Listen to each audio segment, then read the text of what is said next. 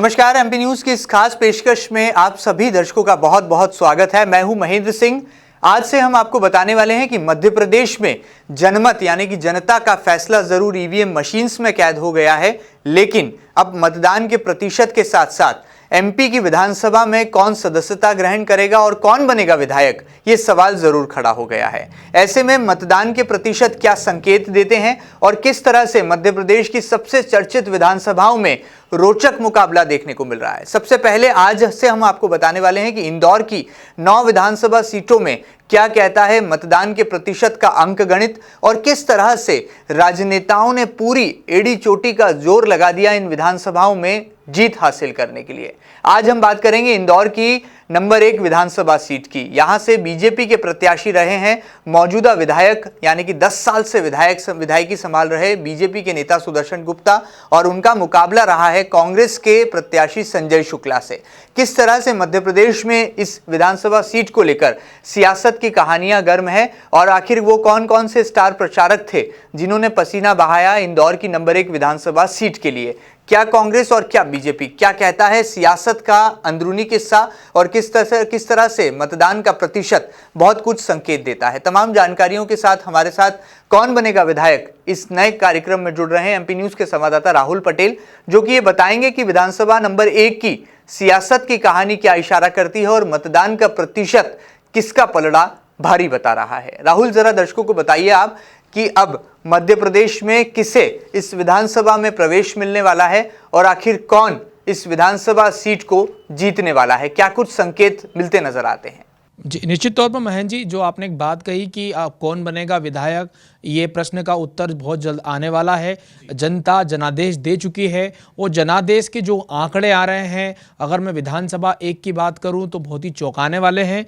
और यहाँ से अगर हम बात करें तो जो लड़ाई है वो सुदर्शन गुप्ता बनाम संजय शुक्ला की है। जैसे आपने बताया, कुल यहाँ से 11 प्रत्याशी अपनी किस्मत आजमा रहे थे और कहीं न कहीं सियासी जो रण है उसमें ताल ठोकते नजर आ रहे थे, जिनमें बाकी सब पार्टियों के हैं और 3 निर्दलीय भी इस चुनाव में अपनी उम्मीदवारी और दावेदारी ठोकते नजर आ रहे थे।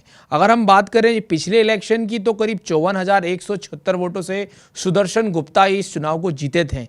वहीं कमलेश खंडेलवाल सेकेंड पे रहे थे और कांग्रेस पार्टी कहीं न कहीं तीसरे स्थान पर रही थी। अगर इस चुनाव की हम बात करें, जैसे मत प्रतिशत की बात करें, तो चौंकाने वाले आंकड़े आए हैं। यहां पर 2018 में 68.63% रहा है। वहीं अगर हम इसकी तुलना 2013 से करें तो 64.60% रहा। अगर अंतर की बात करें तो इस बार 4.03 का जो है इसमें हाइक मिली है, यानी 4% का जो आंकड़ा है यहाँ पर इलेक्शन वोटर्स ने ज़्यादा किया।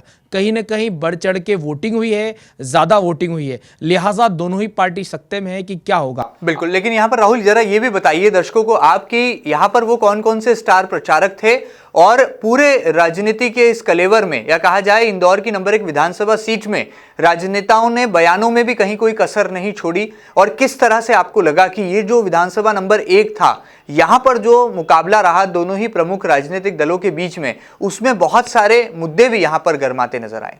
निश्चित तौर पर महेंद्र जी, ये जो बात कही कि ये जो मुद्दों के अलावा ये व्यक्तिगत राजनीति बहुत ज़्यादा हावी एक नंबर में देखने को मिली, जहां बयानबाजियों से पूरा बाजार गर्म था। शुरुआती 2 टिकट वितरण से लेकर जब चुनाव आगे बढ़ा तब तक ये जो बयानबाजी है कहीं ना कहीं प्रत्याशियों को घेरते नजर आई। वहीं अगर बात करें सुदर्शन गुप्ता की तो उन्होंने जो शुक्ला जी थे उनके बड़े भैया के नाम से जो मशहूर हैं, उनके विष्णु प्रसाद शुक्ला के बारे में कहा कि ये तो हिस्ट्री शीटर हैं, गुंडे हैं, इनको टिकट नहीं देना था, गलती हुई। और पुराना उनका जो एक जो रहा है उसको दोबारा उन्होंने इस तरह से मीडिया में बोला। इसके ऊपर उन्होंने प्रेस कॉन्फ्रेंस की और कहा कि मैं इनके दांत तोड़ दूंगा वाला बयान दिया। तो इससे पूरी जो इंदौर नंबर 1 की सियासत थी गरमा गई थी और कहीं ना कहीं भारतीय जनता पार्टी को बैकफुट पर आकर क्षमा याचना करना पड़ी। बात करें अगर कैलाश विजयवर्गीय की तो उन्होंने क्षमा मांगी, वहीं गुप्ता ने भी इस चीज़ के लिए कहा कि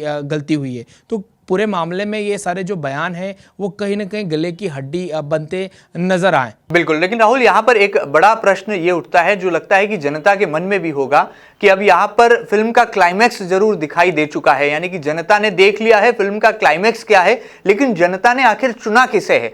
और कौन इस विधानसभा में प्रवेश पा पाएगा, इसका फैसला जरूर 11 दिसंबर को वोटों की गिनती के साथ आएगा। लेकिन उससे ठीक पहले संकेत क्या कह रहे हैं, मतदान का प्रतिशत क्या कह रहा है, कितने फीसदी महिला वोटर्स ने यहां पर मताधिकार का इस्तेमाल किया है, कितने प्रतिशत पुरुष वोटर्स ने अपने मताधिकार का इस्तेमाल किया है, और यदि कांग्रेस और बीजेपी के बड़े नेताओं की बात करें तो किस तरह से बड़े नेताओं ने भी यहां पर अपना जोर लगाया, क्योंकि मुख्यमंत्री शिवराज सिंह चौहान की सभा भी हुई।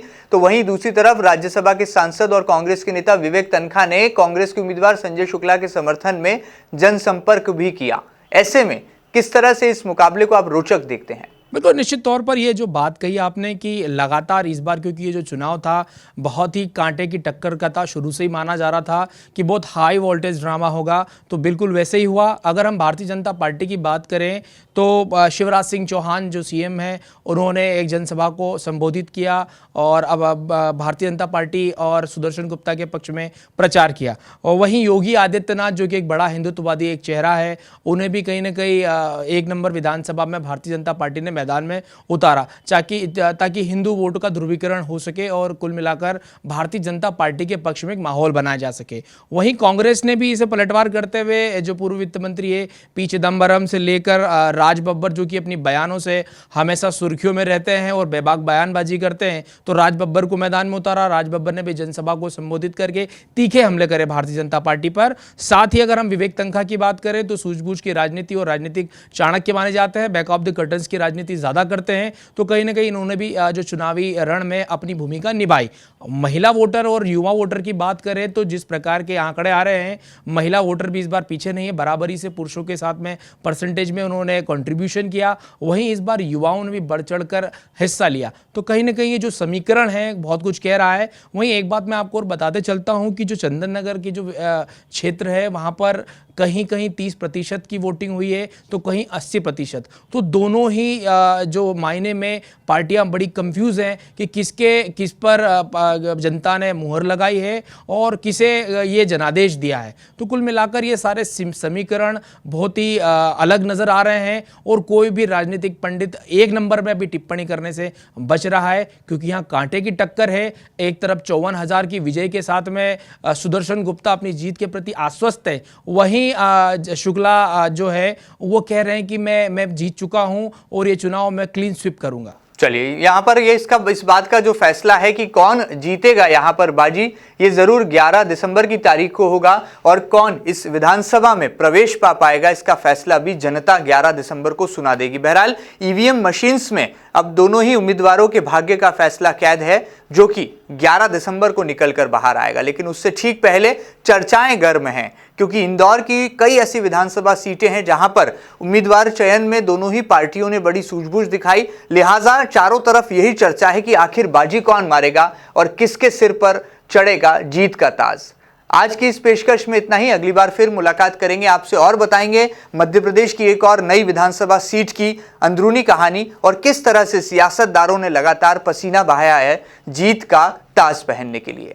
लगातार खबरों के लिए आप देखते रहिए MP न्यूज़। नमस्कार।